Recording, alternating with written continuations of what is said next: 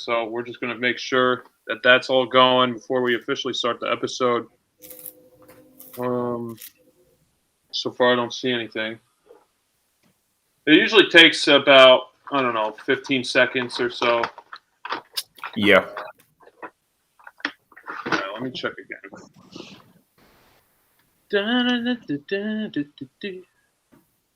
Are we live?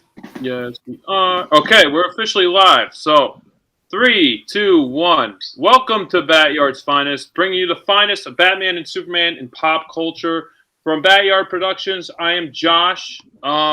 Here I am with my two fantastic co-hosts. We'll start with you guys. So yeah, you sir. I'm Jerry, still your green lantern from Sector 2814, and this guy. What's up? I'm Matt from Gotham. How you guys doing? Matt, speak up. Oh, God dang it. And today we are joined with our special guest at Foggy Night 14 on Instagram. He is an actor, model, cosplayer, promoting kindness and positivity throughout all the land. Please welcome Jake Fogg. Woo, what's up, guys? How's it going? Man, you knocked out my whole bio. I love it. I know. I just switched it up from last time. We said cosplayer, chameleon cosplayer. So I was like, okay, we'll go with the words from the man himself. So next time I'm on, we got to go full NBA style and be like standing at 6'3" from Virginia. Yeah, we're gonna do that. No. Yeah, you gotta give me all your stats, and then we'll feel like it's like a boxing match or something. Yeah, exactly. Well, Jake, thank you so much for joining us again. This is our second time having Jake on. So this is a real treat. We're gonna do full discussion with Jake and get into the long Halloween. So thank you so much for coming on. Yeah, my pleasure. It's an honor to join you guys. It's gonna be fun. So do you guys have anything you want to ask Jake before we get on with the biz? I'm gonna go ahead and fire off the first question. Right, go ahead. Josh told us about it and he sent us your Instagram profile. I just went through and saw, a couple of your cosplay stuff. Really good stuff. I like a lot of it. Thank you. So the first question I have, what is your big inspiration you find, to cosplay, and what challenges do you have, finding the next character? Yeah. Well, I think all of us that are grown up with these characters, we fantasize as kids like, oh, one day I want to be, Batman or Superman or Green, whoever it might be. And honestly, I didn't even know this whole community exists until about a little over a year ago. But for me, kind of what motivates me and what got me into it was not only being able to do these cool things with these characters, but also do a lot of charity work. I'm big on, trying to help other people and the youth especially. And I found it, as a former athlete, we should do different, events and charity events or whatnot. But, to me as a kid, when I was a kid, people are cool, but if Batman rolls through the dang door, I'm gonna be way more excited and have way more of an impact that way than, just whatever. So I figured I would use kind of cosplay as a way to be able to do that because, to see a kids light up at a con or a charity event, and for that brief interaction or moment, you are them, you are Batman or whatever character you might be. And for me, that's really awesome. And then as far as finding characters to do, I try and find stuff that I can pull off, but also just honestly, it's just characters that I've always loved and enjoyed and try and do my own take on it. And, and now, lately I've been doing a lot of Ben Affleck's Batman, which is kind of new to do, do a very specific thing, try and look as close to another person as possible instead of my own twist. So that's been fun. And he's my favorite Batman. So that's been really cool to try and recreate certain things or if the Batfleck movie ever happened, which I wish it would, what kind of stuff would I want to see? And then just kind of do that. So those are kind of the two things I would say. Cool. Matt, do you have anything you want to ask? Yeah. I was wondering, do you like? I remember you from actually the interview. I was actually watching or listening to you guys' stream while I was coming back from the gym because I remember Josh was like, "I got the freaking interview going on," so I'm like, "All right." So we're I was one of the idiots that was just commenting in the section with Dennis, but I was wondering like. You do all these cosplays. Is there one cosplay that you can't do but you want to pull off and try and think of maybe doing it later on? Yeah. Just because I've done now I have the BVS suit and then the Nightmare suit. I think doing the mech Batman suit would be really, really cool. However, feasibly between like just the amount, I don't even know what kind of like I don't craft. I'm not one of these people that are talented enough to like craft my own like armor or like suits or whatever. So I don't even know how the heck I would even start with that. Yet alone wear it and be able to walk and move around and like not fall on my face and like see. So as cool as that would be, and do like some Dark Knight Returns homages and stuff like that. That would definitely be one. But I've seen a lot of people use like different foam materials, and maybe one day somebody will help me out. But yeah, that would be a really cool one. That would be a really cool one. I think another one, really, I have a thing for just like any armored pieces. Like, oh my gosh, I've seen some like people do like, their own Iron Man suits, which are really cool. And I'm just like, it's just crazy to see. So anything with armor would be really, really neat. Okay. I have one more final question, actually. All right, go ahead. I didn't mean to cut you off. No, that's all right. No. Yeah, no, you take the word. It Matt actually just made me think of it. Have you ever had any like difficulty or issues with people you might have done a collaboration that you wanted to happen, but things kind of just fell through, or just difficulty finding, the right, not necessarily the right material, as you said, but the right, photographer, editor for any of your cosplay pictures? Yeah, that's a great question, and it really depends, honestly. It's for me, I am lucky enough where I've found kind of a group of both photographers and editors that kind of understand my vision, and I understand like their style and what they're capable of. So, if it's, for example, I have a guy named Jonathan who does amazing like natural photography. So if it's like out in the streets and outside, like he's my guy, I'll go to him. Whereas like I've shot with like Ryan Sims, who's very, very good as in studio. So like I'll try and mix it that way. As far as the editing and stuff, the tricky part is, if you want to do it right, is because where I live, there's not a lot of cosplayers that are around my area. So a lot of times, like in most of my edits, there are people in Australia, there are people on the other end of the country. So it's actually matching up your lighting so it looks like you're in the same spot, but you're not in the same spot. So I think trying to explain that is the hardest thing, because different photographers have different equipment, and some people are limited or just shoot it themselves at home. So it seems like it would be easy, but like when someone has, say, a professional photographer shooting them, and then another person has like a cell phone with a ring light, it seems like it would work. But then when the editors try and work with it between like pixel size and stuff like that, it actually becomes quite difficult.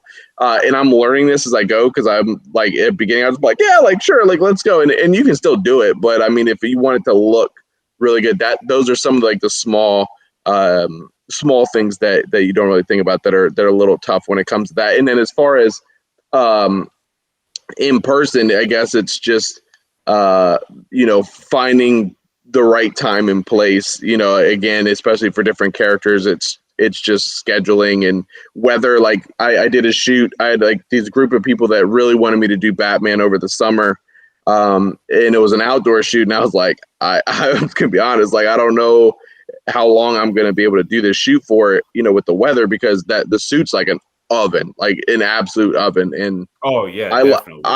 I wish this was an exaggeration, but it's not. I lasted 12 minutes, and there's a video of me like literally about to have a heat stroke. I had to like immediately I was dumping like Gatorade, like sticky Gatorade, like all over my head. I was so overheated, and I drove like 2.5 hours for this shoot for 12 minutes, and I got 2 pictures. Ooh. It was great. So just things like that. That's the difficult stuff. How far did you have to travel for that? Like, where did you go for that? Shoot? I went from Fredericksburg, Virginia, which is like kind of south of DC, to Virginia Beach, which is like 2.5 hours away. Yeah, it was cool because I got to meet some cool people. But I felt so bad because some of the people in the shoot like literally came down from New York, and they were like, "Oh, I'm sorry to shoot with you," and they didn't get any shots of me at all. So I was like, "I'm sorry, I can't." I was so bad. It was so bad. Did you get any usable pictures at all, or like? I did. I got 2. Nice. two great pictures. 2. They're great. Yeah. All right. Yeah. You do you have them on your Instagram right now? Like, I do. Yeah. One is one actually did really well. Actually, it's funny if you see the one, if you see the raw of it, which I don't know if I still have it or not. You can actually see like the eye, like the black eyes, like it was starting to run down my face. Oh, jeez, you're sad. Yeah, it was that bad. Yeah, it was. This is kind of funny. So I don't know if you can see here. It's this one here. Oh, I see. If you go into my Instagram, it's even funnier because my mouth's open, and the only reason my mouth's open because I couldn't close it because I couldn't breathe because I was overheating. Like I was literally just trying to. And actually, it's funny. So this is the other picture of that group. I'm gonna see if I can get this to stay. If you like zoom in super hard, you can literally see the paint like coming out of the cowl onto like the outside of the cowl. Almost like it's almost like it's almost like a teardrop, but it's not. It's just sweat coming like out of my eye. It was so bad. So I was like the 12 minutes. It was great, but they were cool shots. Wow. Yeah. What about the other 2 guys? Are they having the same effects? Well, or they lasted probably another 20 minutes. But the thing with the Red Hood, and like they can just pop their head off and like take their jacket off. Whereas mine, like I can't reach my zipper. I'm stuck. I can't get out of it by myself. Yeah. I'm like I've learned. I'm like, okay, Batman. He only comes out at night, and it's always raining or snowing in Gotham. And I figured out why. It's actually because he would just overheat if it was any other situation. That is the facts.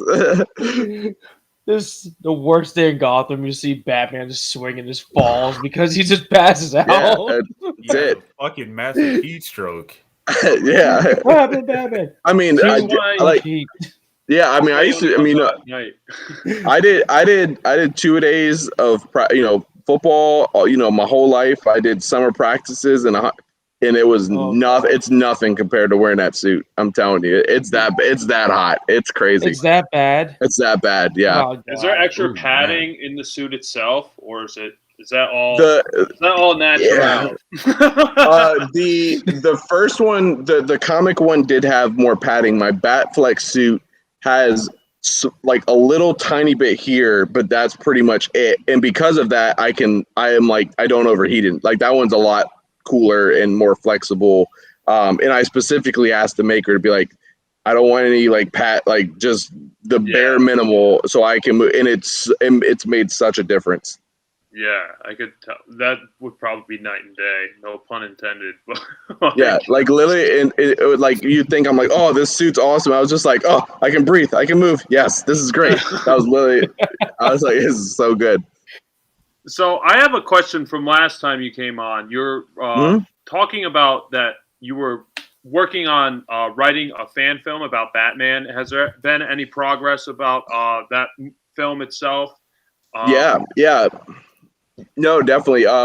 It's something funny enough, when we last talked, this was right before the shoot I was talking about, probably a couple weeks before I did that shoot. So we were going to shoot in the summertime, and I learned like there's no way in hell I'm going to last that long to be able to shoot this in the summer. So we pushed it back to the winter. So we're going to start shooting in January. But in that time period, what we're doing is something a little different. We changed the story up a little bit, which is really cool. It's going to be called Halloween Night, but like Halloween Night with a K. And essentially, cool. we got the idea from an edit I did, ironically enough, where we're kind of crossing, because the guy who's directing, he's a big horror guy. Like, he's done a bunch of like horror short films, and I've been in a couple of his like small short films, and he's learning, but he's a big horror guy. So we're like, okay. I don't know if you saw, I did an edit where like half the face is Batman, half is Michael Myers. So we're like, that could be a cool idea. So essentially, we're gonna do a movie where Michael Myers getting transported to Arkham Asylum to get like analyzed and figure out like his story and all that. In the meantime, he breaks out. Michael's in Gotham, and the two are going to cross paths. So really excited. We're working on the final like part of the script on that. I'm really excited to do this because it's something a little different. Kind of blends the director's enthusiasm for horror stuff. So I'm really excited. It's going to be fun. Are you playing Batman and Michael Myers, or just Batman? No, just Batman. There's funny enough, there's a guy, one of the guys who helps out and is kind of like one of his best friends. He's like 6'5", like this massive guy. So he's gonna do Michael, which is gonna be fun. He looks the part. He's a creepy looking dude. Don't tell him I said that, but he's gonna play the part well. Oh, that's awesome. So you're going to be is it going to be a short film, or is it going to be feature length, or we're going to hopefully target around like 45 minutes. Oh wow. Hopefully. Okay, yeah, that's a movie right there. Yeah, it works out because we found a lot of people locally who are available, and we figured instead of trying to cram it in and make it a short film, we have time to just do little chunks bit by bit and make it a little longer. So hopefully the stars align. Oh man, I'd love to see that. Yeah.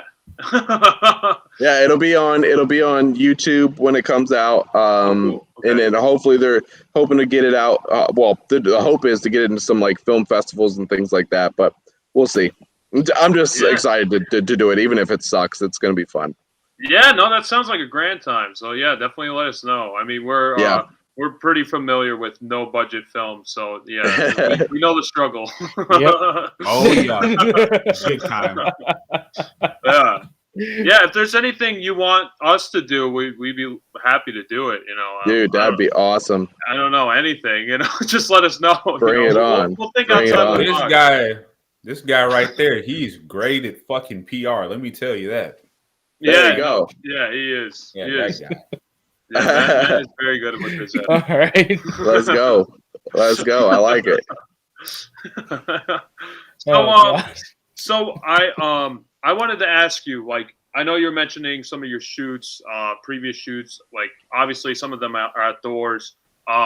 Is it like, do you get a different reaction from people who just kind of stumble upon you like outside versus like obviously like a convention? It's probably like a big drastic juxtaposition of how people react to, oh, there's Batman at a Comic-Con, that's normal, or there's Batman in the woods, what's going on? No, it's 100%. It's really cool. So and they're all the funny ones are like hilarious, by the way. Like we did a shoot, or I did a shoot recently where we did like it was me in the Nightmare suit, and then there was an Arkham Knight and in a Red Hood. So we all had like prop guns and stuff, and the cops got called on us 3 times. They're like, there's these 3 guys. Well, I have this big prop assault rifle. You know what I mean? Like we're like in this back alley, and people are like, yo, Batman is strapped in the corner. So like we had to like, these cops kept going. So we had like situations like that. It's funny when I'm with people because like they'll be, some of my best friends, one does Red Hood and one does Arkham Knight. Half the people don't know who Arkham Knight is, and then the other people are confused. The everyday people don't really know who Red Hood is, so they get like excited and just like part the Red Sea with them, and they're just like Batman. But yeah, there's some people that are just like so confused on like what's happening, like especially, like when you're walking out of the parking garage, or like you're just in the elevator and it just opens up and like there's my big ass there. just standing in my suit, and they're just like, and you get all the questions like, are you guys doing like a movie or like what's happening right now? Like they're just so confused. So I just roll with it.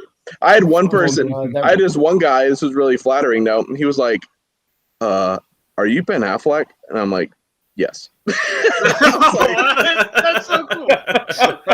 Yeah, like why? You took the opportunity. You took it. Why? Like, yeah, Ben Affleck just strolls Virginia by himself in a bat suit. That's 100% facts. Yeah, Anything You can got the happen. money. Why not? He's gotta be I doing was so something. thrown off. I was like, really? Like, come on, Oh man. God. That's Yeah. awesome. But Yeah, it's hilarious. Yeah, I gotta say, you do look like a lot like Ben Affleck, especially when you're wearing the suit. Like, I'm like, oh, that's like uncanny. It's the same thing. It's really bizarre. Like, I don't look like well, at least I don't think I look like him in person. But when the cow goes on, it's like what the heck? Like some of the time, I'm like, that's me. Like it's wild. But yeah, I'm doing next week. I'm going to Florida. I'm doing a Batman and Wonder Woman shoot with Liz Wonder. So that'll be really awesome. fun. Yeah. Oh wow, you're going all the way out there. That's amazing. Yeah. We're going to we're meeting in Orlando, and she's doing her God. I don't know if you've seen her God of War with like the big Ares. So she's doing that with my Nightmare, and then just like regular as well. So I'm really looking forward to that because it's going to be like my first time like officially meeting her and some of the other people. So that'll be fun. Yeah, it seems like you guys been doing a lot of collaborations throughout the years, or. Yeah, and that's one of the things I was talking about, like where we have to line up, like, she's in Miami and I'm up here, and I'm, it's like, okay, well, I'm shooting it like with these 3 lights, and it's like this and like that, and she has to like, so it'll be nice to just be in the same room and just actually, and do stuff. I'm really excited for that. Yeah, you get the nice even lighting, like you were saying. Yeah, no, exactly. Well, when you see her, let her ask her if she would like to come back on the show. We'd love to have her on and tell her that I will do that. BatYard says hi. So I will do that. I will definitely do that. I appreciate it. Oh man, no, that's fantastic. So do you have to bring all your like how are you gonna bring that on the plane? Like all your suits and everything. Like that's gonna be an interesting trip with like your whole briefcase, and you're just like Batman suits are popping out. Come on, he has the Batwing. Bruce Wayne. I fly private. Actually, what I did was get a like a golf travel bag. So like what people put their golf clubs in because they're like real big, and it just folds it up, and I can get everything in there. And like when they pass through security, they'll probably be like exceptionally confused on what. So you have batarangs in your bag, but whatever. That's great. Are you bringing multiple costumes, or are you bringing just one set? It's kind of it's kind of nice because the BVS suit I wear for both versions is just I have like the tactical pants and jacket, so it's really at the end of the day it's kind of like one suit, but it's 2. It's just whether I'm putting on a cape or the coat. It's like I like wearing a Nightmare coat because I can turn my head. That's the best part of the coat. You don't have to do the dramatic bat turn. Like. No, I hate it. And I don't know if I'm partially deaf in one ear. So when I put the cowl on, I can't hear shit. I'm just geez. So like at cons and stuff, I'm like constantly just like afraid like a kid's gonna be like, like yell for me. I'm not gonna hear him. So I'm just constantly having people like tap me on the shoulder and be like, yo, that kid's trying to get your attention. Sorry. That's more like a recent thing with you, with the being partially deaf, or has that been your whole life? No, pretty much my whole life. I got I had a thing called Bell's palsy when I was a kid, where essentially it's like temporary paralysis in your. It happened to be on my face, and I lost my hearing from that. It's just part of it, and it came back a little bit, but it's not all the way. So I still have trouble hearing in one ear. I mean, it's not like horrible, but it's enough where if I'm wearing that cowl, I got nothing out of the one side. Yeah, it's like you're wearing like muffled. Yeah, exactly. Yeah. Headphones. Yeah, that's exactly what it's like. Yeah, that's exactly what it sounds like. I'm just like, what? That's wild. So do you have any cons or conventions that you have coming up that you're gonna display the full getup or Yeah, anything like yeah. that? Well, and part of it's what I'm going down when I'm meeting Liz is there's an event called well, I guess the official name's Holiday Matsuyuri. It's called Hallmat. It's in Orlando, Florida. That's next week, not this weekend, but the following weekend. So we'll be going to that on Saturday. So I'm shooting with her and a couple other people on Friday, and then I'll be at the con all day on Saturday. And I think I'm still debating. I'll probably wear the nightmare suit again so I can turn my head. But yeah, so that one, and then KatsuCon, which is here in the DC area, just because it's close to me, and that one's in February. So those are the two big. I would love to be able to do like San Diego one day or New York. Yeah. I mean, honestly, I've only been to 2 cons like in cosplay because of COVID, and like the ones I went to were pretty small. Right. So this is really going to be like my first like big one where I've actually like traveled and done everything. So That's awesome. I'm hoping it goes well. Oh, it definitely will. I mean, they'll see you and go like, "Oh my God, it's the real Batman." That's how people are gonna react.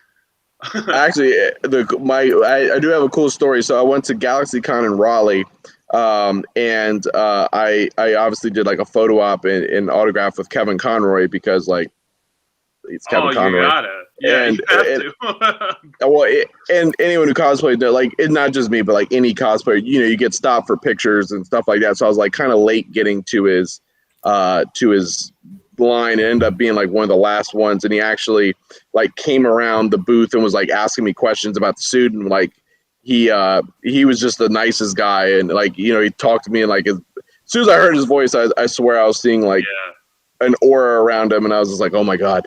I was like, but it was just the coolest thing. But he ended up actually sharing one of my pictures on Twitter. That was like the highlight of my cosplay career. So yeah, we did Ryan Sims did a really cool it's like Heart of Ice, so it's like me in a snow globe with what's crazy about so the crazy part about that edit is the guy who's Mr. Freeze, that picture is actually him as Darth Maul.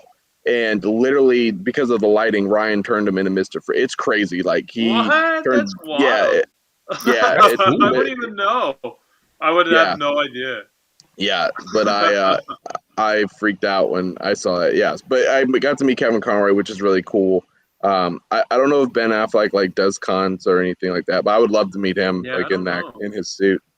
Be like, ha, gotcha. He might have done like one like San Diego if.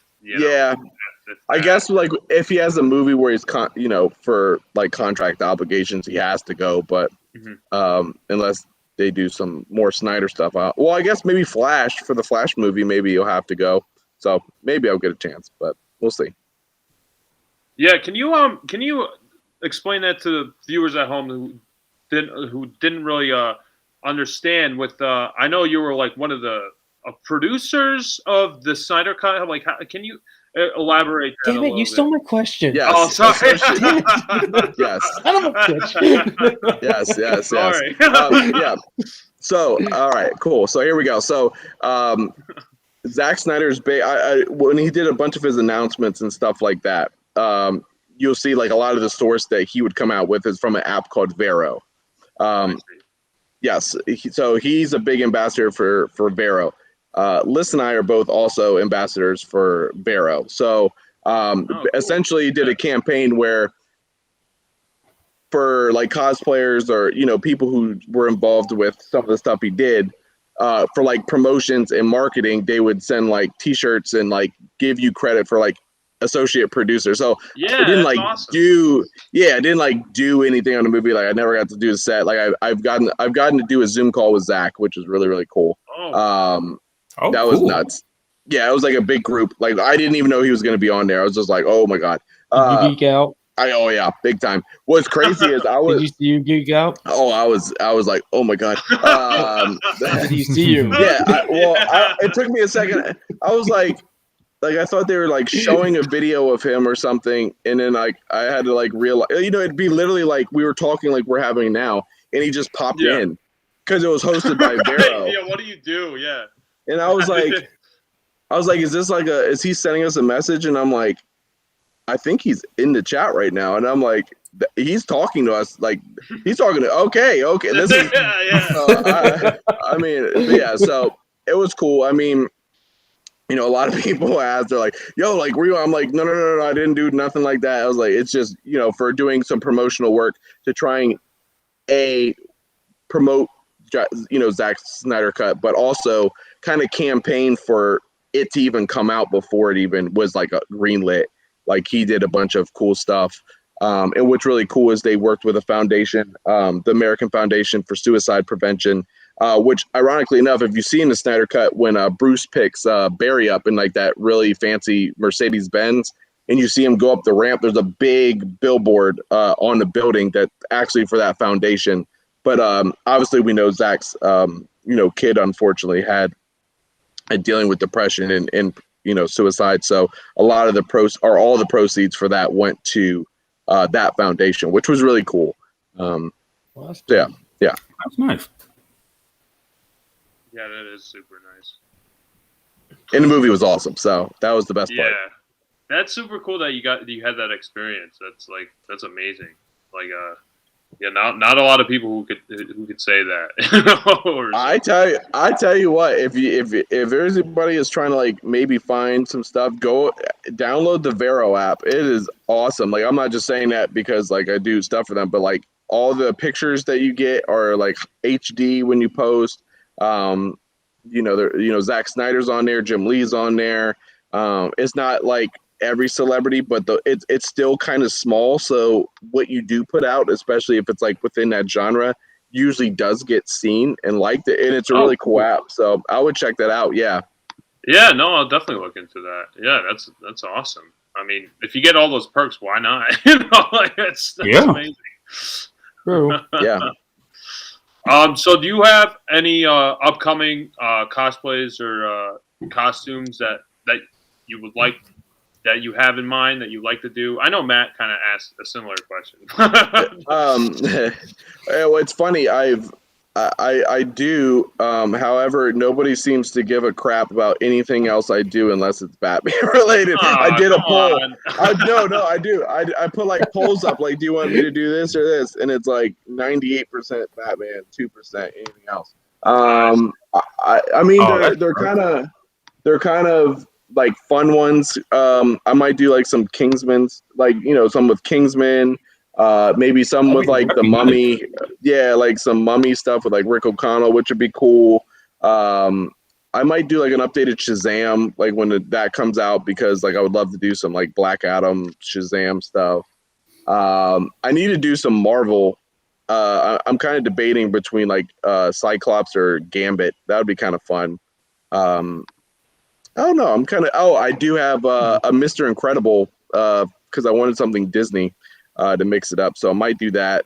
I don't know. I like that. Yeah. Cool. Well, the thing is, I want to do, you know, have like a cosplay that I can do when it is the summertime and it's outside and it's like not this big heavy thing, but like something I can just go out and like have fun with, and you know, nothing like super high end, but nothing cheap either. So I'm trying to find like a character where I can find kind of that middle ground and do. But I'm open to suggestions. So anybody hit me up, be like, do this. I'll be like, okay, cool. Oh, now I got to think outside the box. Yeah.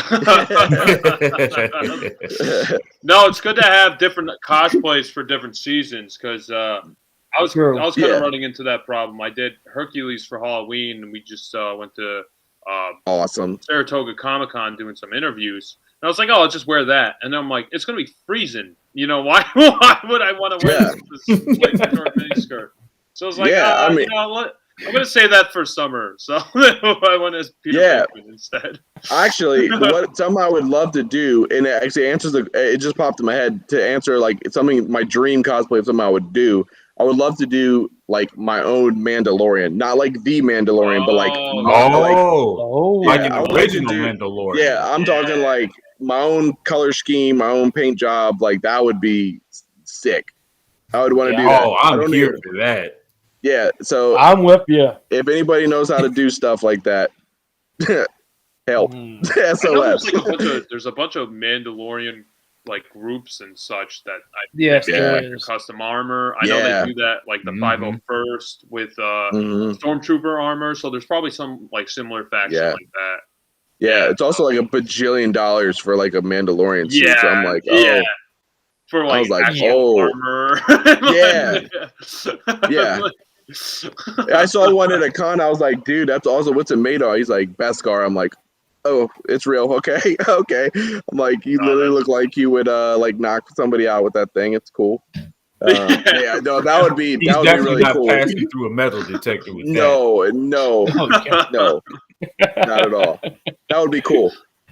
Oh man, yeah. Well, if you do, definitely let us know. We'd love to see it. Yeah, that'd be awesome. I keep joking with my friend that I'm going to do Deadpool and just find Deadpool pictures on the internet and just say it's me. Just be like, because he's totally covered. It's like, how would you know that's not me, really? Like, just take Ryan Reynolds picture. Like, yep, that's me. Yep. True. That's true. Just do Deadpool. It would only be obvious if you use like a comic book picture and go like, yeah, that's me. I'm wearing that.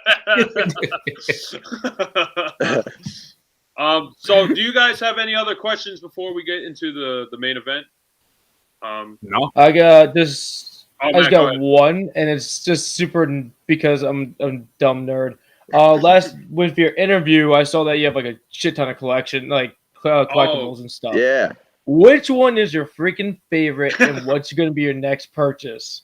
Oh, that is a great question. That is a great question. Oh man, as far as next, there is a oh man, I'm still on the fence on what I want to get it, but it's like kind of expensive. It's like a medieval. I don't know if you see it. Prime One makes it. It's a medieval Batman against a Joker dragon. If you haven't seen it, look it up. It's like the coolest thing I've ever seen in my life. I think I know what you're talking about. Yeah. I think I know. Yeah. Also, I would love to do that as a cosplay, like a medieval Batman, but that looks like I would pass out regardless of the weather. Yeah, I was gonna say you're gonna pass out doing that. I'll yes, be the I Joker dragon. Yeah, like that'd be a good winter outfit. No, it'd be great. I'm trying to think if I have a picture of it, but it's the Deathstroke that I have. It's really cool. It's by Prime One. His face is like split, and it's like the one side of his mask like a skull, and the other side, but it has like a bunch of swap outs and stuff like that. So that's really cool.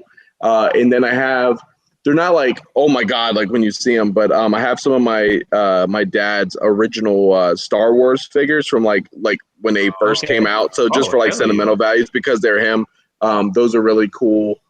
Yeah, I'm trying. They just take up so much space, so I'm like trying to manage it. But there's a bunch. I mean, Prime One keeps like they just released like the Lord of the Rings characters now, and I'm like, oh man.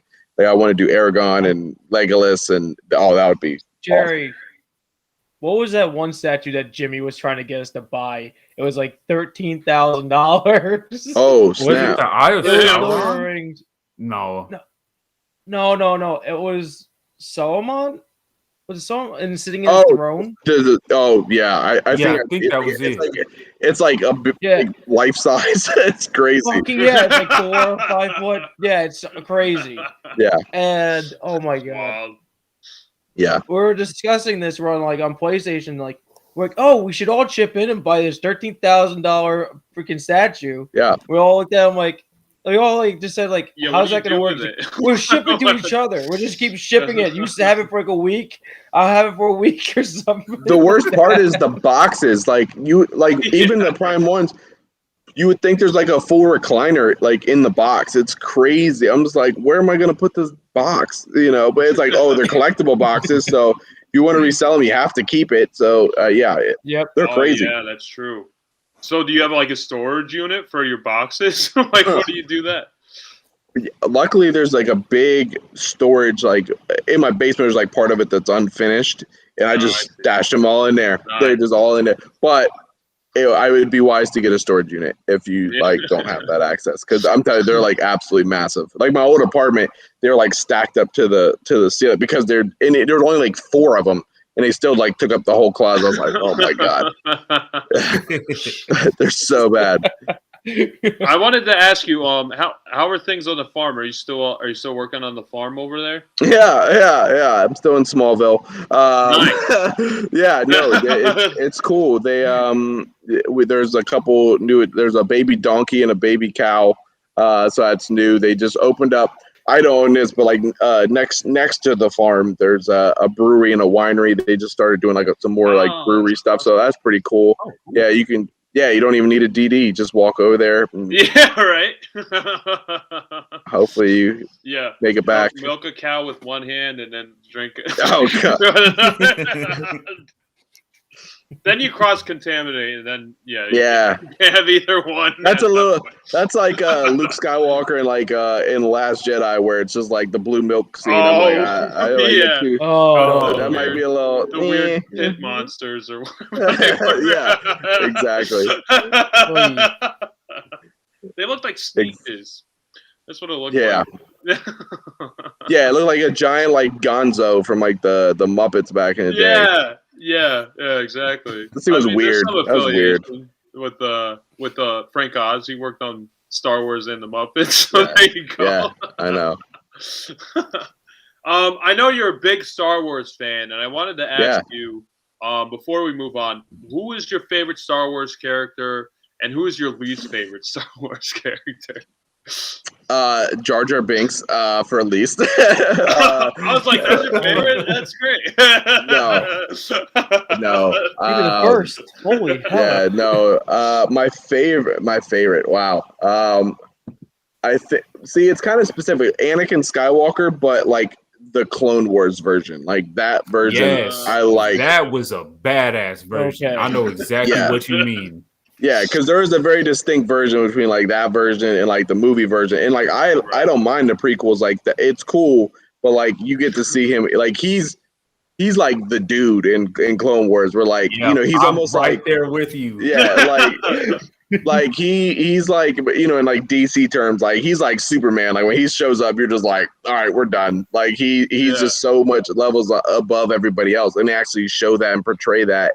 And because of that, I think when like things go south, you also relate to him more because you're like, how does this dude fall like from that to that? You know what I mean? So I would say him. I also think Revan's a really interesting character, just because like he was a Jedi, and then he was a Sith Lord, then he went back to the Jedi, and his story is really, really cool.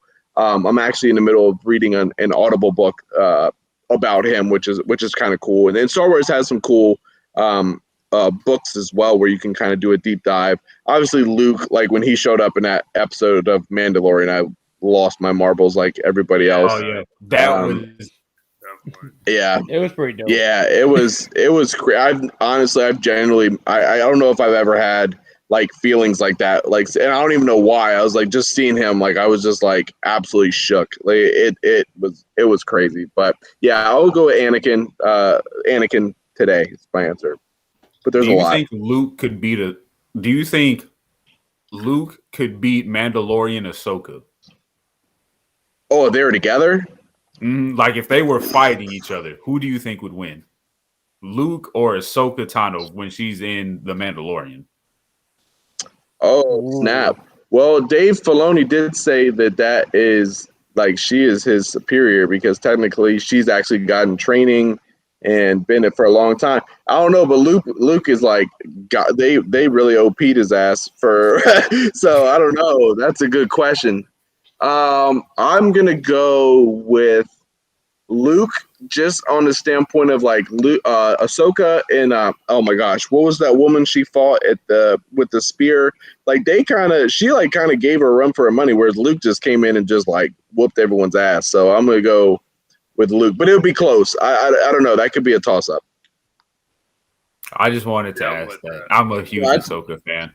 Oh, I am too. That was, besides the Luke moment, that was my favorite episode. I'm over the moon to see her, especially Rosario Dawson playing her. Like that is just like casting perfection. Yes. Yeah. I'm just like, oh yes. Okay. Do the one now, Star Wars. What would you be your favorite starship?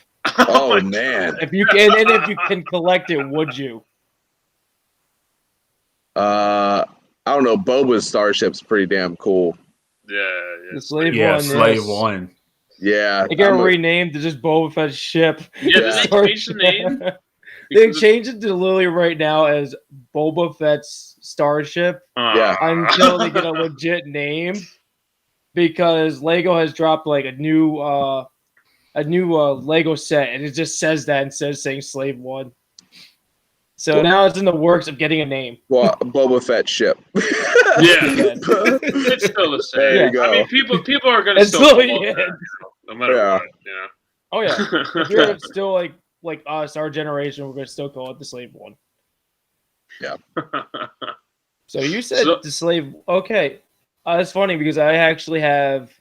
My dad actually collected a bunch of the Slave One. Well, not Slave, all the starships from Yeah. the older Star Wars. Actually, I have that starship in my room right now. Oh, that's sick. Because it's like from back when he was a kid. So I'm like, this is my favorite thing. That So is is it He saw the fantastic. original 80s? box. What? Is it from the 80s? Yeah, it's back. It was hanging in his room back in when he was a kid. That's sick. And he never put the decals on it though, so everything is in the box still preserved. I don't think the stickers will be working anymore. You just slap some more adhesive Well, yeah. on it. Yeah, Yeah. just like Okay. it's like an envelope. Yeah. Just lick it Oh, off, man. reapply, boom. Exactly. So, before we get to the long Halloween, I just wanted to ask you fellas, do you have any final questions or anything you would like to say, Jake, before we get into the main medium? Oh man. I'm okay. So we're on the movie. Movies we're reviewing. Have you guys read the comic or the graphic novel that goes with this? I have have. not. I read It's been a long time. partial.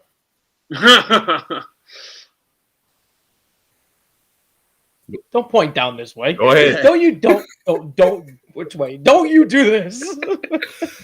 I have not read the graphic novel for this. I'm not the biggest Batman knowledge. So when it was like the long Halloween, I was like, okay. No, it's cool. It's the reason it was like and the reason I picked this is that actually it was my favorite graphic novel before the movie came out. So like when I found out they were doing this adaptation, I was like, oh yeah, like this is gonna be epic. And a lot of people, I don't know how many people know this or not, but actually the Dark Knight with Heath Ledger and Christian Bale, and if you watch the animated, there's actually like it was very heavily inspired by the Long Halloween. They did like obviously its own thing, but like you'll start to see parallels like like the three, Gordon, Batman, and Dent, and that whole story there, that was the main inspiration for the Dark Knight. So I don't know, it's a great story. No, I 100% agree with you. It is cool to see those parallels. Obviously, the Joker isn't like a main focus. Well, isn't the main focus in the Long Halloween. He's just like one, maybe two chapters within the book. But like, it's kind of cool that it's a whole ensemble of each. Most of Batman's like main rogues, and you see them throughout each different season. It's not like they're taking up the whole book; they're just like a small piece of it. But you get the whole palette of Batman throughout the story, and that's what's great about it. And then the main focus of it is the heart of Batman, Commissioner Gordon, and Harvey Dent. They're like the center of it, and then like everything else like kind of branches out, and that's kind of the best part about the graphic novel too. And Tim Sale's artwork is amazing. It's amazing. I love the artwork. It's so good. I agree. And two, like it's kind of like The Godfather meets Batman, and especially for people who, the people that like pound the tables, like give me the detective. Like this is like literally like his best. This is, if you want detective, like that, what this whole story is Batman being a detective. So to your point, it's so good with the artwork and all that, and they did a really good job in the movies as well of bringing that onto the screen. I thought. Yeah, I thought the animation was well done with the movie. I just think the like some of the designs were like kind of drastically different from super drastic, but it was different enough where I was like, oh, why didn't you use the design like Catwoman, for example. Yeah. Her just like in the comic book, she's like purple and like has these giant ears, long hair. Yeah, long hair. Yeah, and then in the movie adaptation, it was almost kind of like more of a generic costume. I was like, come on, there's so much flair to that costume. And then the Batman, it was like big another ears.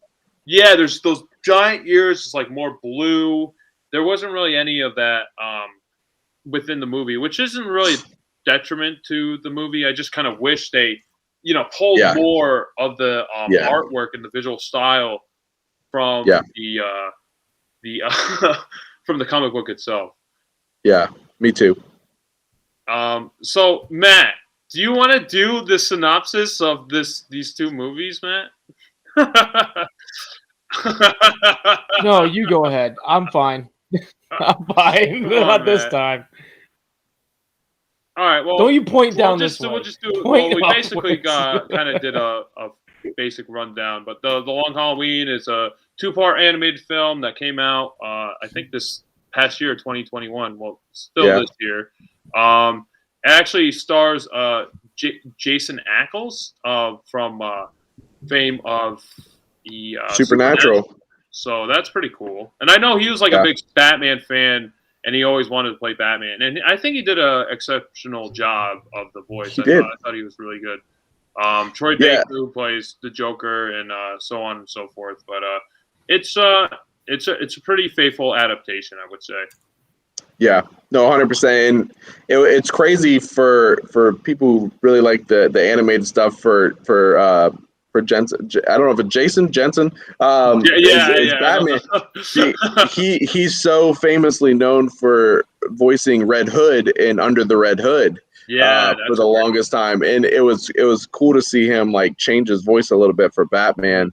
He did a great job. It's still crazy to me how crazy that Baker sounds like Mark Hamill. Like it's so spot on to Mark Hamill's Joker voice. But yeah, it's Godfather meets Scarface meets Batman meets holidays. Yeah, no, definitely awesome. Like there's just the small things, like I have bits and pieces that I like kind of wish that they did, but I think overall it was a faithful adaptation. Just some of the animation, like it was kind of stilted. It wasn't like fluid, which wasn't really a detriment. I think it was like what they're going for. I just love like when. It's a very specific animation style. It wouldn't, and honestly, it wouldn't have been my choice of animation style for that movie, but I mean, it worked. I mean, like, okay, that's what you went for. It was fine. And I loved how with the the beginning, like when they're showing the credits, they were showing the comic book panels. I was like, oh man, that's great. That was really cool. And I was trying to think. I was like, could they take those like that art style and those comic panels and animate that? And I don't see why they couldn't, take that on its own and just like do that. I understand like comic book medium and the animation medium are two different things, but I think just some of the designs I wish they took a little bit more from the comic book. But I agree. So what are you guys' thoughts? You guys been kind of quiet. So what do you guys think, Matt? What do you think? Stop pointing down here, you bastard. No, I'm kind of like to me like it was fun. It was like the animation was kind of like weird to me. It was kind of like a difference. At certain ways, it felt like the faces weren't giving like enough depth. It just felt like a block or something like that. But like it was just weird, like little like fragments of the scene. Like in certain scenes, you get the full on look of the face. But in like I haven't completely finished reading the book, like the novel. They had Josh actually gave me for a present. It's like I don't know how the story and the pacing is. With the pacing of the movie, like it just felt like it was like kind of taking its time in the first movie. Yeah, it was taking slightly a little bit. Mm-hmm.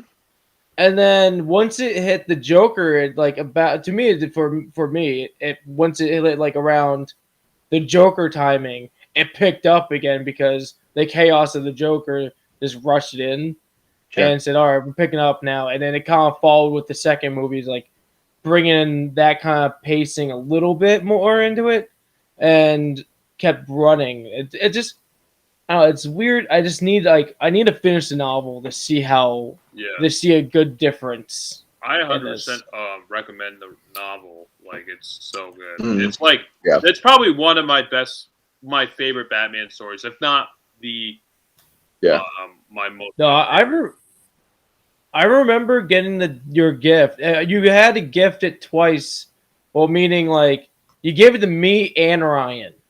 You're like, guys, here. Like, I forget was it Christmas? Yeah, I think it was Christmas. Like, Merry Christmas, and you just gave us the books. It was like, yeah, all right. Was it one copy or two? Because that doesn't make any sense. It was two copies. Oh, okay. It was two copies. That makes more sense. I was like, I gave you both one book. What? How the hell is that? Wouldn't put it back. Enjoy the cliffhanger, fellas. Yeah. No. Ripped it in half. One of you get one half, and then the second half. So you got to trade, I guess. I don't know. I just needed a minute. I was chewing a piece of candy. All right, Matt, I'm ready to take over. All right, then take over. Let's do it. So, with this being my first time introduced to the Long Halloween, definitely part one I loved a lot. I like the slow burn. It's it's really just the mysterious build up. Like, oh, who killed the mafioso? Who the fuck did it? Everybody's like, well, this person has a reason to do it.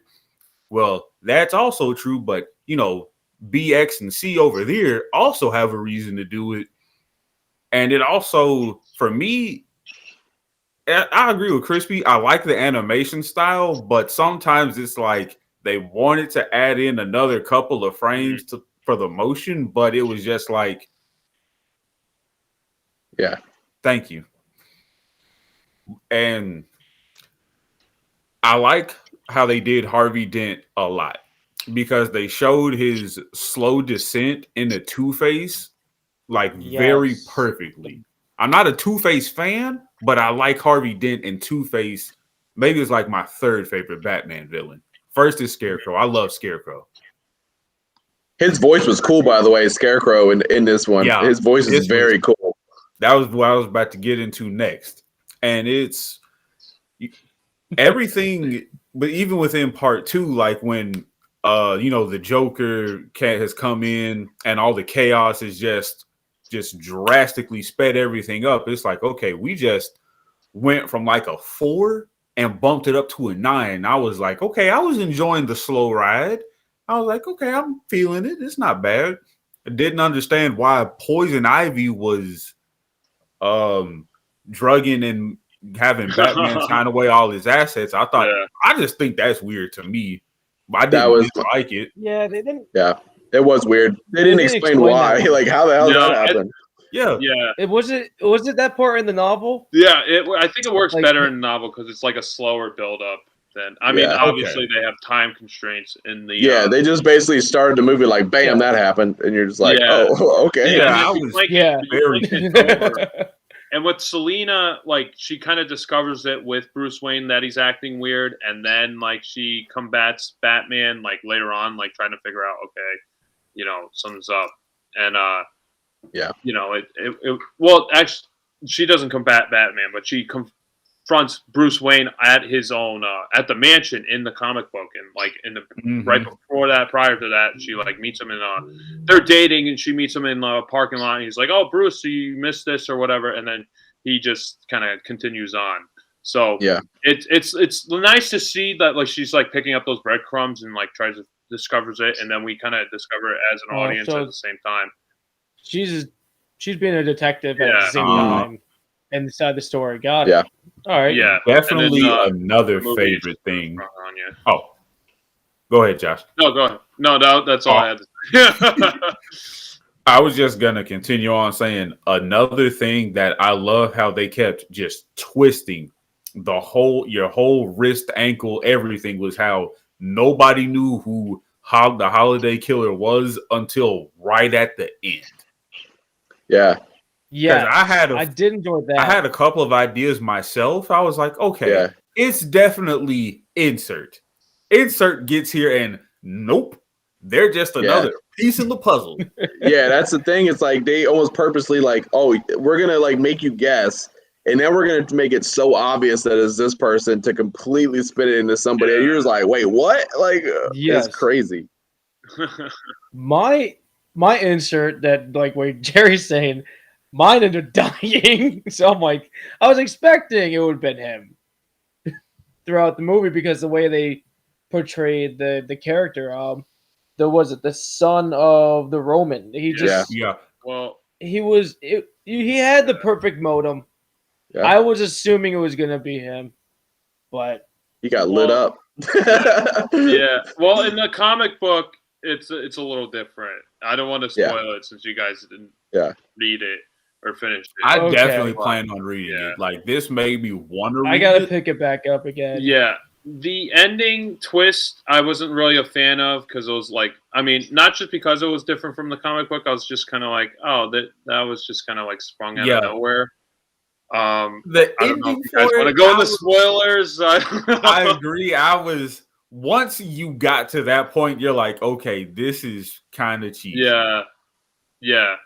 At the end, I don't know, Jake. What did you think of like the differences with the Holiday Killer? Because like, you're pretty familiar with the comic book, so like it was like very drastic with that, and it kind of seemed like it was sprung out of nowhere.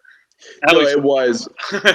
I mean, the thing with the DC I found with these DC animated movies is they try, like they did it with Hush, with Hush being Riddler and the animated, and it was such a big. That? Oh, we didn't watch it. Yeah, that's wild. Yeah. We read it. Yeah, so they've done this like 3 or 4 times, so like I knew it might be different. I didn't know where they were gonna go, but I mean, I was kind of expecting. So for me, it wasn't as big because I was kind of expecting it.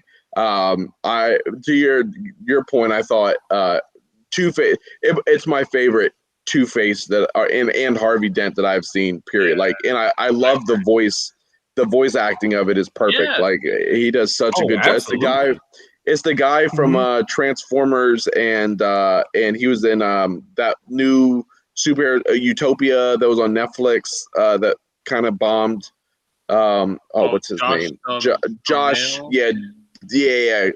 He did a great job. I'm probably saying the last name wrong. But but I mean, the thing that I like about it too is, and you even hear him say it, is you're kind of seeing Batman have to learn how to be a detective, not just. It's like the first time you really see, because it's like, oh well, Batman figured it out. Like, oh, Batman figured it out. Like, oh, he's 2 steps ahead, and he's not. Like, he's wrong again. He's still wrong, and he's even said like, I didn't know I was gonna have to be a detective in this job, and like I love that it's so different from that sense of it, and you're watching him have to like get help from Selena and from other people. But the other thing too that I really liked are just like the little moments that you don't really see, like when Scarecrow actually poisons or gives him with the fear gas, and he's like in an alley, he takes his mask off, and he's calling Catwoman mom because he's like hallucinating, and like you don't get to see stuff like that. And then he's like I didn't. Sorry. Oh no, I was just saying. I was just gonna say that, and he's asking like literally like asking Alfred like where his mom is. He's like, "Where's my what happened to my mom? Like, where's my mom?" And to see that stuff like that you don't normally get to see in Batman stories, I actually like that they brought that to the movie because you just don't get to see. He's always 2 steps ahead, and he's always like the world's greatest detective, and like. We get it, but like you're seeing him fail, and I actually like that. It's kind of watching this 3-part journey and how it all kind of becomes that. But I like that.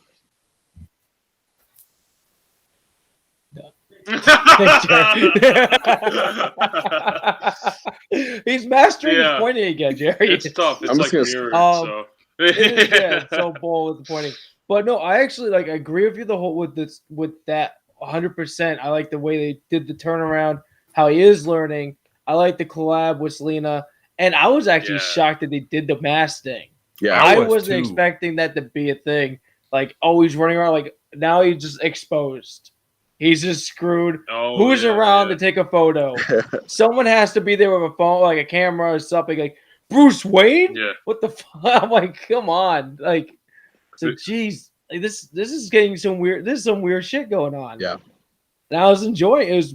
It's I don't know. They did it pretty good with the Scarecrow and everything. It just that's what, like, I have to say, like, with Jerry, like, this is probably one of my, I would say, favorite villains inside this movie was the Scarecrow. I just feel like there's certain, like, villains they used in this movie that weren't right. Like, it felt weird, or like it just didn't have a spot.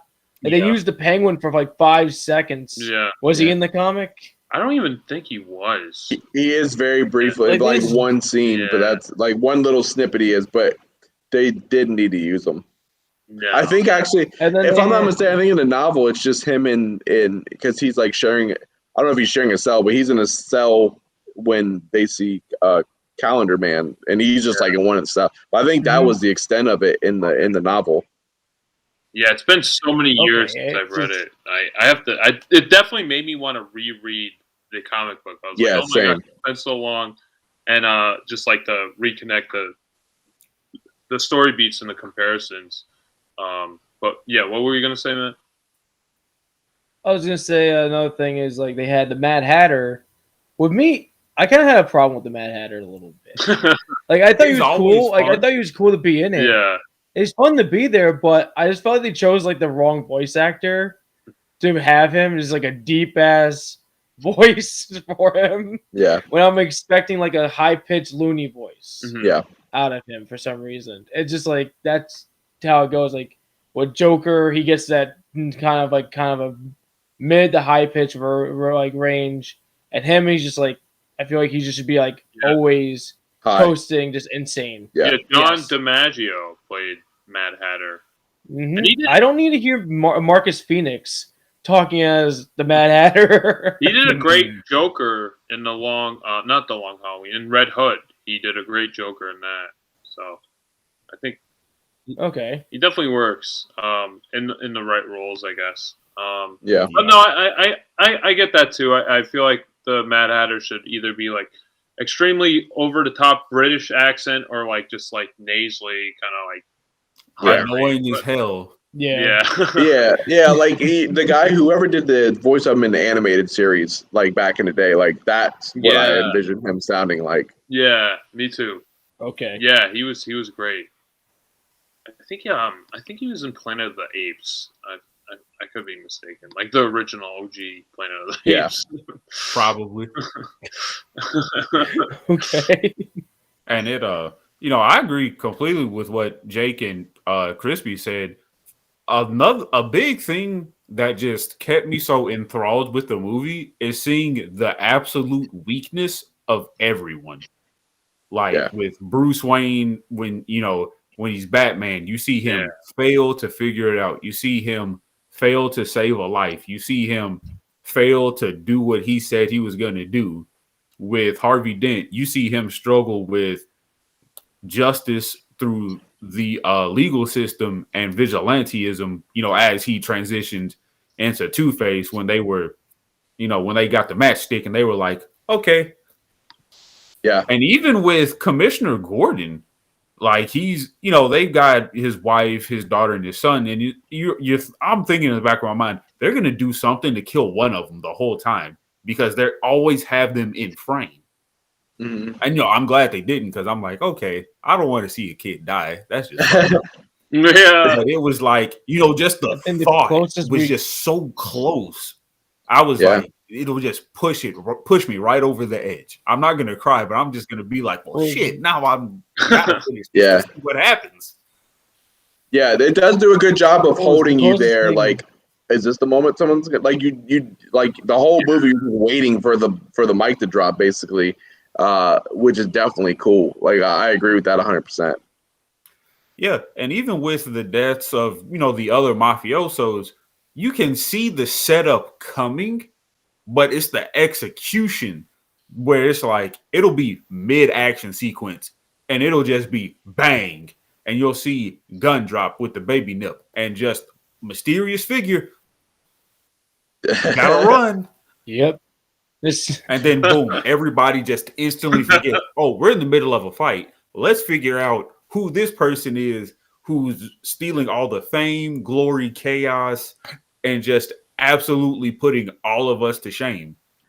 Yeah, I think one thing that they did too, I know it fooled me the first time I watched it, was they have Harvey Dent's house blow up. You swear that's when he's going to become Two-Face, and then you're like, wait, no, like that was pretty cool how they played that. That tripped me up because I'm like, okay, they're going to go for an early Two-Face. I was like, okay, not what I would want, but I'm here for it. Yeah, I like that too, and I love the transition where Batman and Harvey Dent are like trying to flip a coin, like, oh, should we burn all the Romans' money? And then like they flip the coin, and then instantly you see all like the warehouse just in flames, and like you get it, right from there. And it's kind of interesting, at least in this version, that Batman's the one who gives Harvey the coin, basically. And it's like, okay, you basically kind of made him at that point. In the comic books, it's a little different, but in this, he's just like, here, just toss it. Yeah, because the way I know Two-Face, he's always had the coin, the two-headed coin, and in this one, like Bruce is like meeting the soon-to-be Roman, and like when he was younger, and the guy gives him the coin and everything. It's like and he's just like, all right, almost. It's just yeah, kinda. Yeah, I think it's also like a metaphor, like nobody's hands are clean, like the Waynes are dirty, like it all stems from all this madness is stemming from everybody. It is an interesting take that they did that. Yeah, I like that a lot. Yeah, it was very, very good, and I even like the line. I know I'm gonna mess it up. You get what you get, and you take what you take. I know I just messed that up.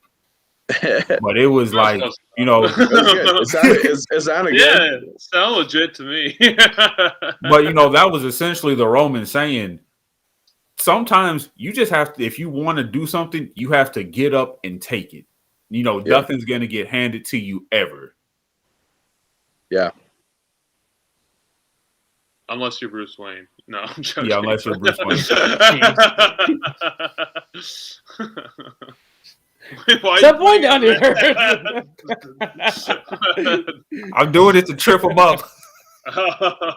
Trip me up. Good God. Come on. Oh, man. Yeah. Do you guys have...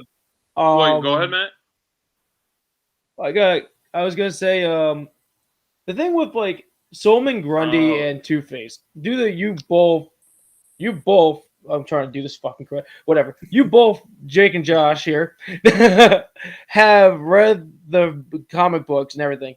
How's the dynamic between both of them to this and that movie? Solomon Grundy and what?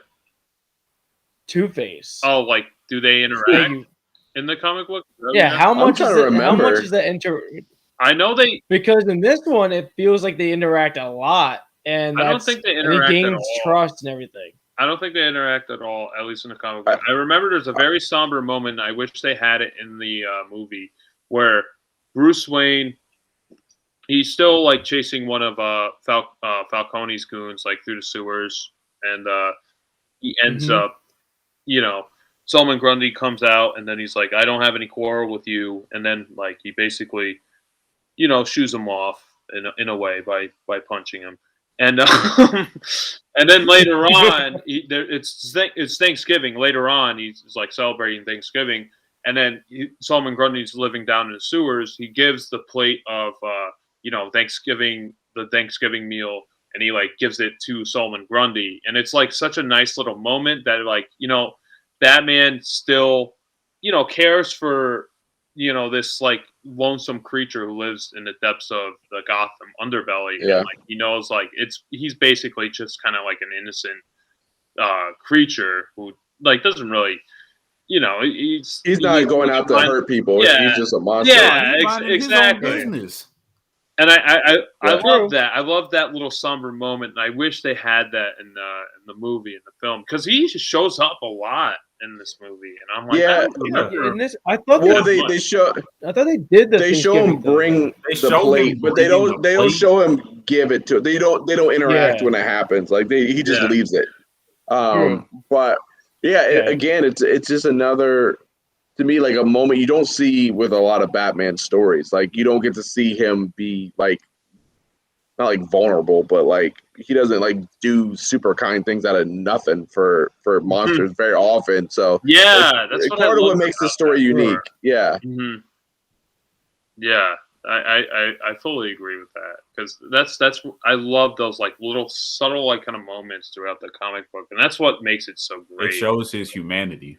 Yeah, Yeah, it does. exactly. It really does. It shows his humanity. Mhm. He's trying to like figure out like, oh, my family had this relationship with Falcones, and I'm like, and he's trying to figure out, should I have this relationship or should I not? Were they wrong in this doing? And then he realizes that he has to basically be the better man, overcome that, which is Yeah. it's a really interesting duality throughout the storyline, and I really enjoy that. And it, like I said, it really made me want to read the book again.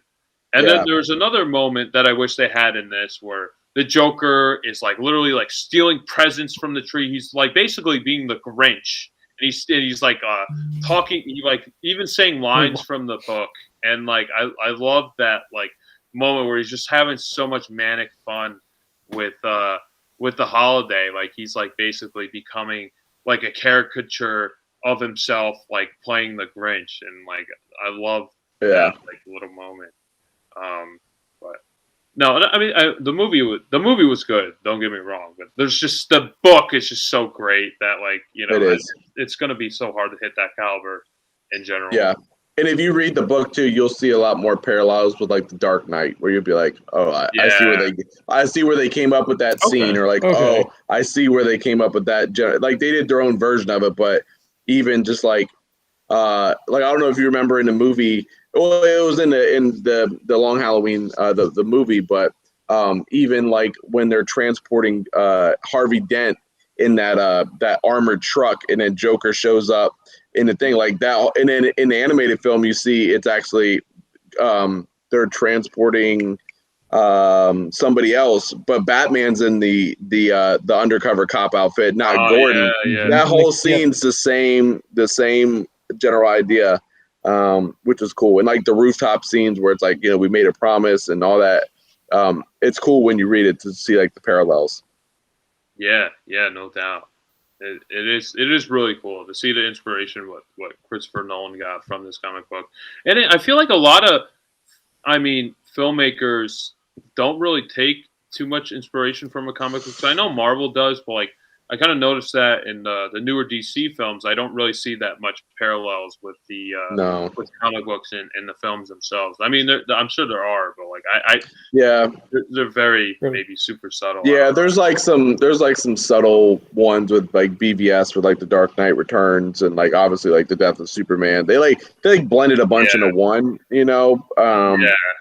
Sometimes I wish they would just do straight up like, just do the adaptation of that and just do it. Like expand on it, make it more like a straight up Batman Hush movie, or like a straight up like Dark Knight Returns movie. And I know actually originally, I know Zack Snyder, he wanted to do like the Dark Knight Returns like that. He wanted to do that just straight up.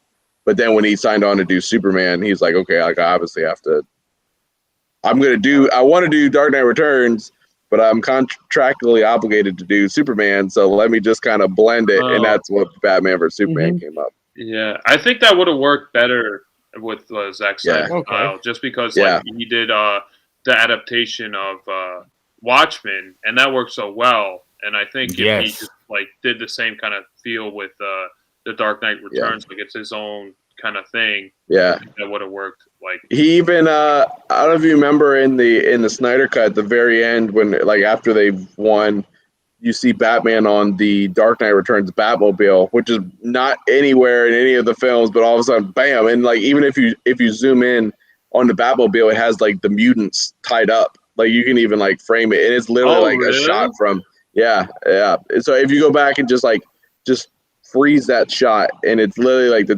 It's basically him being like, well, that was my favorite story, so this is my little moment that I wanted to do, but never got a chance to. That's cool. I definitely gotta look for that. Yeah, Oh, it's man, I really didn't know cool. that at all. Yeah, it's very subtle. You have to like, of course, you see it like on like an Instagram or some post where like somebody paused it and like zoomed in just on the front so you can see them all tied up. But yeah, it's really cool. Okay. Yeah, I'm trying. I'm not- Trying to find it now. You're trying to find it right now, aren't you? Yeah, Yeah, I was gonna reach for my phone too, but no. Yeah. Oh, I mean, okay. yeah, Huh. it's like that. First wanna off, share that the class? Batmobile is a tank. Yeah, that's wild.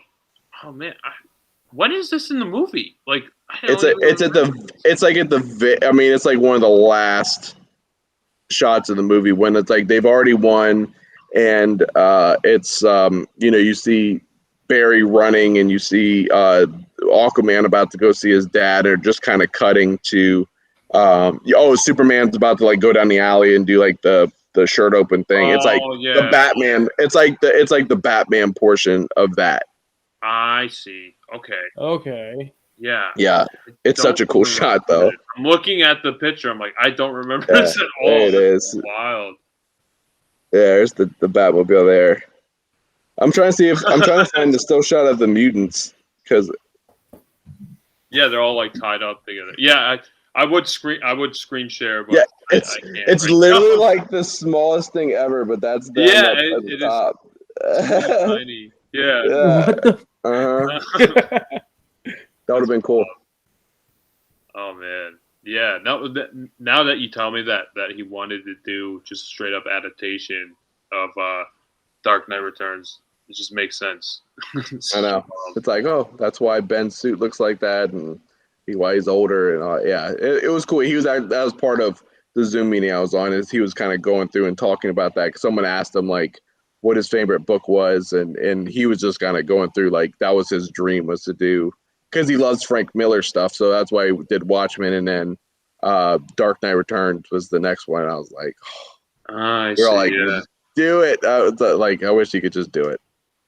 Yeah, and like I could see him even doing it now. Like instead of like continuing the Snyderverse, just let him do that. He wanted to do it from the get-go. Or well, a lot of people, I don't know. I don't know where this rumor came from, but a lot of people with Frank Miller as well is, because people love Zack, and they're like, oh, well, Marvel should bring him on since they, got James Gunn and all that. Oh, geez, yeah. Both to have him do a Daredevil, the Frank Miller Daredevil storyline. Yes, that would be good.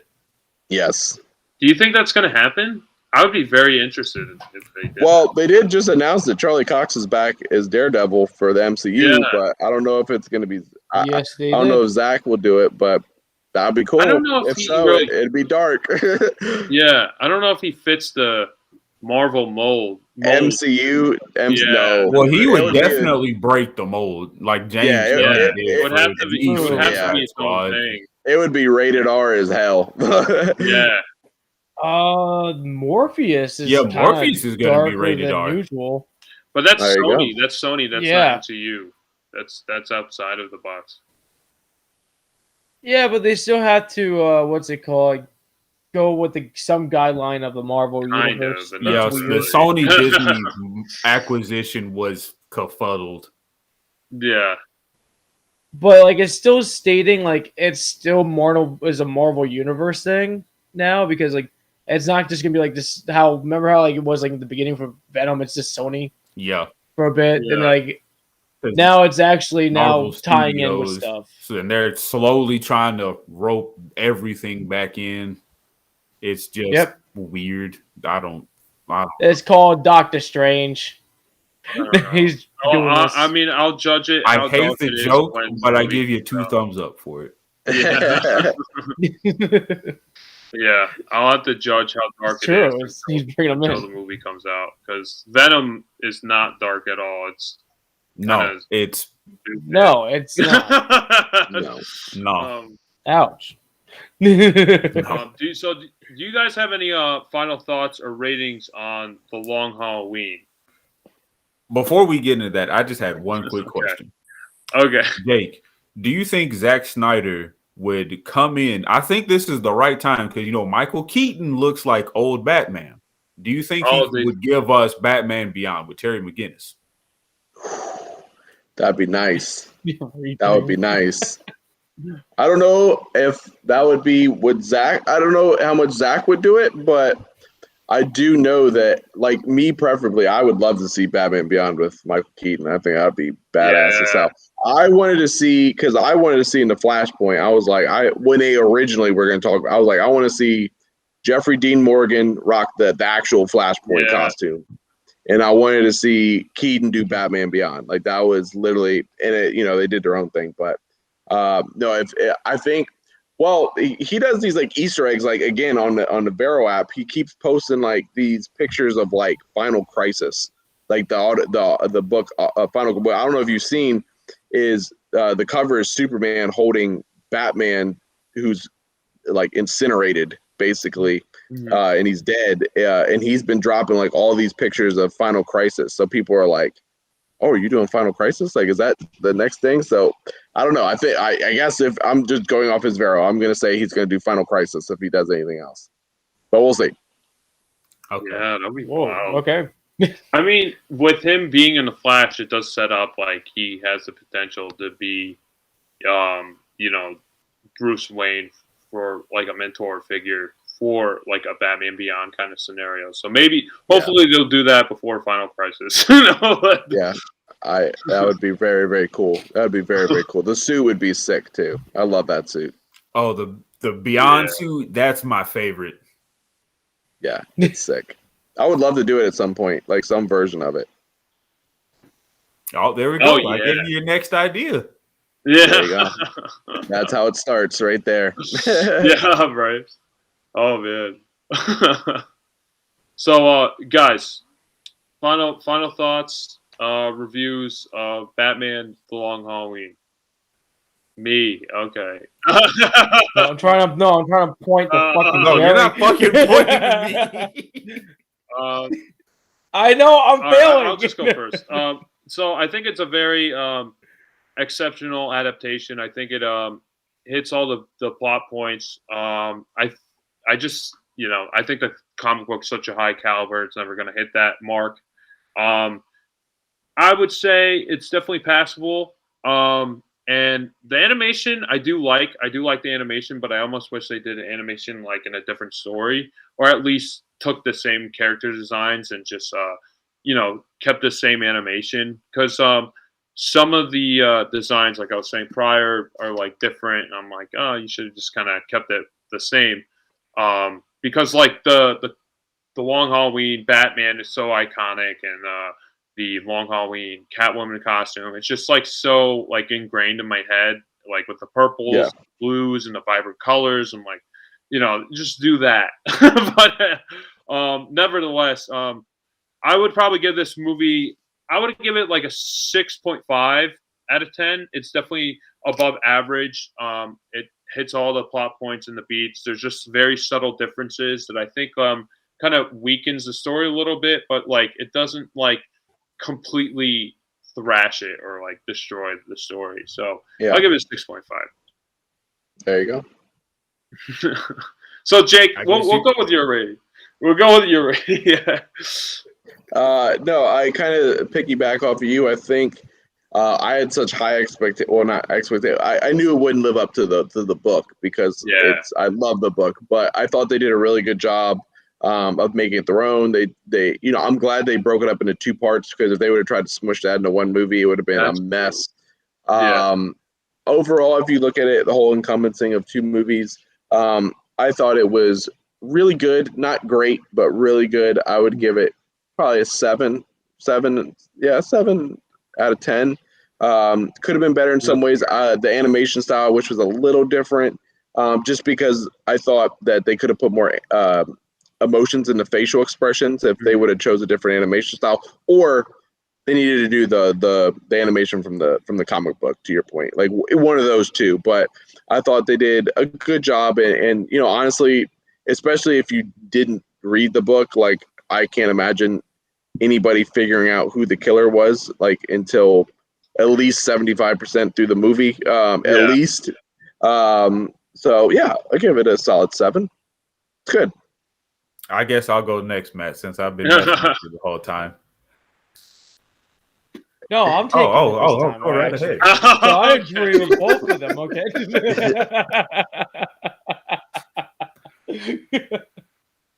Oh God! All right, so like I'm gonna man up to it. I didn't take it, but I agree with both of you guys with how like the whole thing went.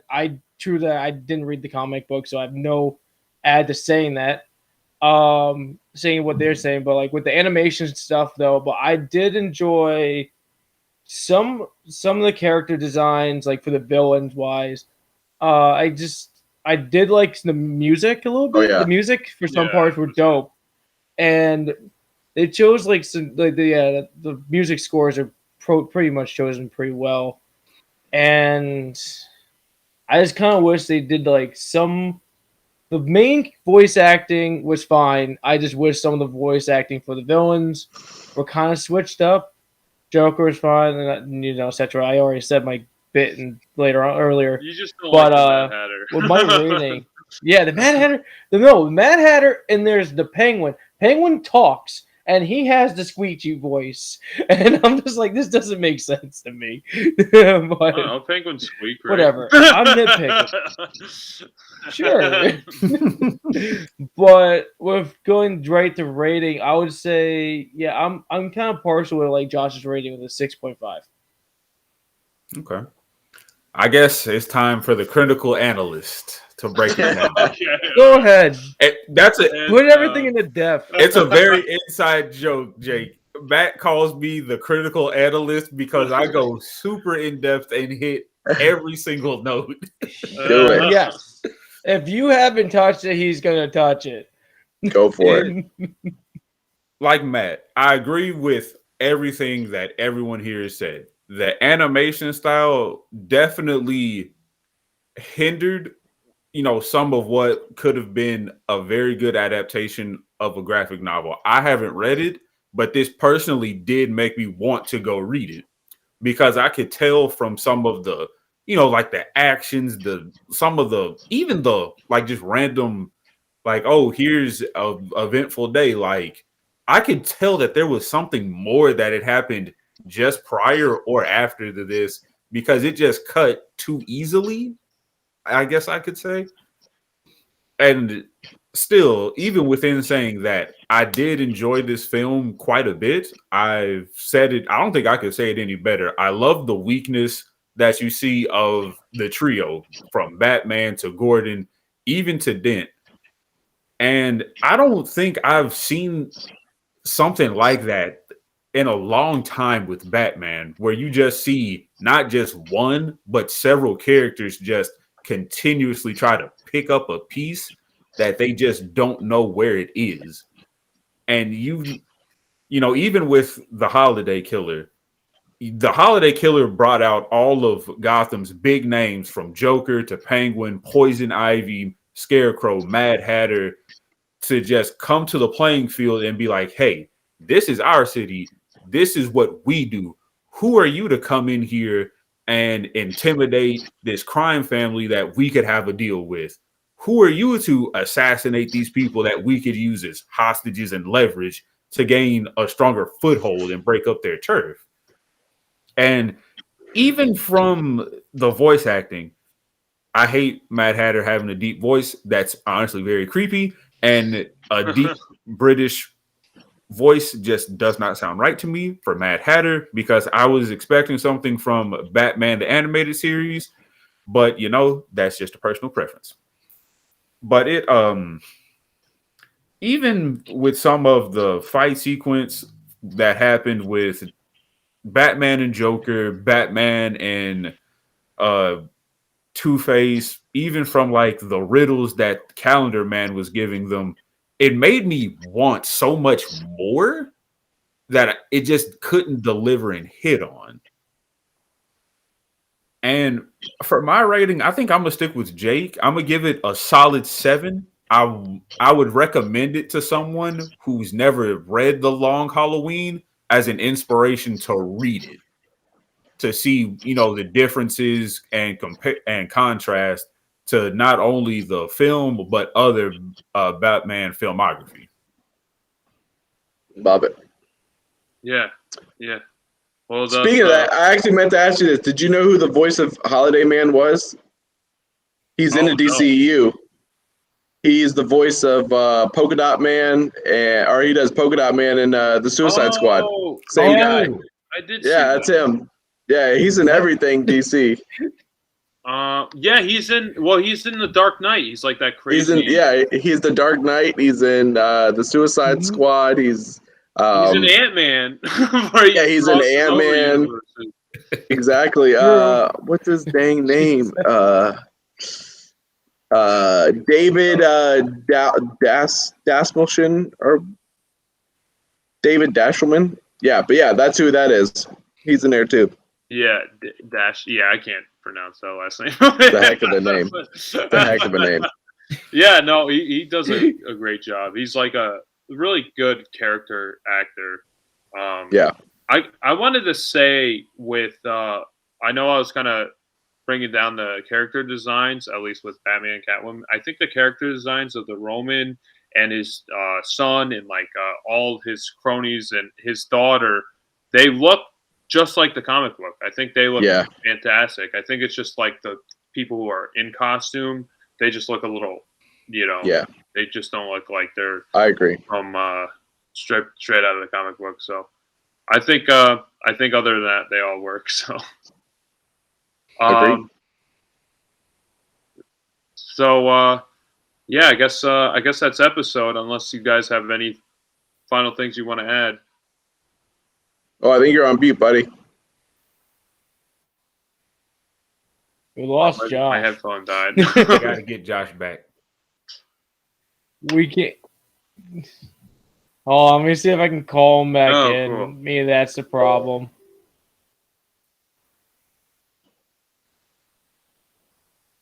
Hello? Oh, there you go. Right back after Now I can hear you. Hello. Can you hear me? Merging. Yes. Yeah, so my headphones just died. Welcome back. Oh, that makes sense now. I was like, Yeah. I'm partially do you dead, guys but have I can any hear final something. Yeah. things you want to add before we end the episode? I think you nailed it. I would definitely recommend the movie to, like I said, to someone who is interested in getting started in Batman that wanted like a good. I haven't read it, so I don't know how long the graphic novel is, but I know that that's just like a big meaty sandwich. Like there's so much in there that it's gonna just be good. Agreed. That's all I had to add. You will not be disappointed. Yeah, it's a great read. It's a great read. Matt, is Jake in the call? Now we lost Jake. He was there. He was there. Right, technical difficulties. This is the beauty of headphones. Shoot. This is the first time we've had it in a while. Yeah, I guess I was using it a lot today, so it died. Yeah, it's not been like this. Hello?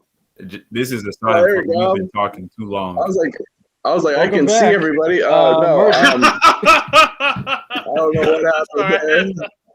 Yeah, no, that just happened to me. So sorry, it's not just you. I was like, what is happening? I was like, I can see everybody and I can hear you, but you guys can't see me. What's up? Yeah. So no, we can I see think you, but we can't hear you. I dropped the first domino, so that's what happened. It's your fault. Now I'm waiting for who's next, Jerry or me. So do you guys have any final things you want to add or final thoughts before we wrap up the episode? I thought you nailed it perfect. I think it's a great introduction if you want to read the novel. If you like the movie, you're gonna, or if you like the movie, you're gonna love the novel. I think it's a cool starting point for Batman too, because you're kind of seeing him figure out who he is. You're not going into it at peak Batman, like he's still figuring himself out. So it's a good starting point if you haven't read that character. Yeah, it's definitely a good launching pad for the Long Halloween or just Batman in general, like you were saying. Yeah, it's a very great story. Matt, do you have anything you want to say? You look like you're thinking about something. Not really. No, I'm not really. I'm not thinking. Matt never thinks. It's a secret. No, I'm just joking. Ouch! That hurts. You I just said felt you the were burn on that one. Ow. No, I have no other additional thoughts. Okay. So, all right. So, I guess we're going to wrap up the episode. So, Jake, if you can, at the end of the episode, we usually get our guests involved. If you want to just do the closer, if you need us to tell you again, that's we could. I got my text to myself. I'm good. I'm ready. Awesome. Perfect. All right. So, Go on, buddy. all right. Don't forget your pick for your next Right. next Let podcast. me do that. Yeah, let me do that now. You're gonna leave us hanging. Yeah, I almost ended the episode. Okay, so usually for episodes we switch off who kind of picks the next mediums that we're gonna do. We usually do a short and a big feature length, but since this was a two-parter, I thought we should just stick with that with this episode. So for next episode. Since it's the spirit of Christmas, for my short, I want to do the Snowman. I think it's like 1983. I'll have to double check. 1983, I'm guessing the Snowman. And for my feature length film, it's going to be Jack Frost from 19. Let's see. Oh, God. Starring Michael Keaton. God, which one? Michael Keaton. Oh, God. I'm gonna see Jack Frost with eyebrows. 1998. Michael Keaton starring as Jack Frost. So I don't know if you guys seen that. I hope you have. That sounds familiar. I saw it in theaters. It's been a long time. Yeah. Okay. I remember seeing it in theaters. So yeah, from Batman to Snowman. So that's what we have to look forward to for next week. So if you guys don't want to be spoiled for Jack Frost 1998 and the Snowman, let me look up. Snowman, when did that come out? I know it came out in the 80s. 1982. I was close. The Snowman 1982. Be sure to watch those before next episode. And yeah, I guess that's it. So 3, 2, 1. This is Josh sending you off up and away until next BatYard's finest episode. This is Jerry guiding you all with Green Lantern's light. And this guy, Superman's pal Matt, and hey, it's the Batman Foggy Night, becoming super friends one episode at a time. Yeah, awesome. Jake, thank you so much for joining us. You're more than welcome to come on anytime. And please let us know, whenever you want to come on, or if you have anything you want to promote, like if you have that Batman fan film coming out, we'll love to have you on. That'll be fantastic. No, that'd be fun. If you want, I can come on out. If it heads up, I can get in the full suit. Now I can get my ring light. I'll get on with you guys. Oh, that'd be awesome! Yeah. oh, Yeah, cool. it's here. that'd be Hold on, I'll tell you. Hold on. All right, I got you. He's always around. Oh! And now he's turned to an episode. Oh! There we go. It's set up. It's ready. That's wild. There you go. It's there. It's there. It's ready to roll. Awesome. That's fantastic. Oh man. I gotta ask you, how long does it take you to put the costume on? Does it take like a couple hours? I've gotten pretty good at it, actually. Getting it on is, well, the regular version, maybe 5 minutes. It's actually not that bad. The key is, okay, like, you have to wear like the Under Armour compression stuff, because if it's your skin, it'll stick to it, and then you sweat, it just sticks to it, and it's a pain in the butt. Getting it off is a mother, because like you're sweating and it's stuck to you, so you just kind of have to like wiggle out. The Nightmare version's a lot worse, because it's like a process. Like you have to go in like order of like, okay, I got to put the suit on, and I have to put the pants on, and I have to put the boots on, and there's like a lot of zippers, and it's just a pain in the ass. oh, And then you got to say a prayer that you don't have to go to the bathroom at any point in time while you're in the costume. Yeah, right. It's like literally my last check. I'm like, I'm going to the bathroom, and I'm making sure I'm good before I get it. It's a process, but it's worth it. It's cool. Yeah, just don't drink any liquids throughout the whole day. If you drink liquid, you're gonna sweat it out regardless. It's coming out. Oh, that's true. It's bad. Like I did a shoot. It was like 30 degrees. I was still like sweating my ass off. I'm like, I'm good. Everyone else, it's good. That's wild. Yeah. So Jake, let us know. You're more than welcome to come on anytime. We'd love to have you. This was a cool treat from all of us. Yeah, you guys come to Virginia. You want to get in the Batman film? You guys are more than welcome. We can find a spot, do anything. More than, definitely, we'll find. You can be a gang member. You can be a cop. You can be whatever you want to do. It'd be fun. Yeah, just let us know when you're shooting, and we'll try our best. I mean, where you guys at again? Matt and I are in New York. Jerry's okay. I'm in Tennessee. Yep. Yeah. Oh, nice. What part of Tennessee? Nashville, actually. Okay, so my photographer Ryan's Nashville, so I'm there twice a year to shoot with him. So I'll hit you up next time. Yeah. Oh, what? Awesome. There you go. That'll be wild. Yeah, there you go. That's awesome. Yeah, that'll be wild. Oh wait, go ahead. Go ahead. I was gonna say that'll be wild, Jake. If you meet Jerry in person before we do, that'll be pretty crazy. Yeah, we're Ryan's been planning to shoot a place. I don't know if it's in Nashville. It's called Warren Studios. If you look it up, it looks like an old prison, like an abandoned prison, basically. To do that sounds familiar. Yeah. That's like whenever I do come to Nashville, that's where we're going. Yeah, that is in Nashville.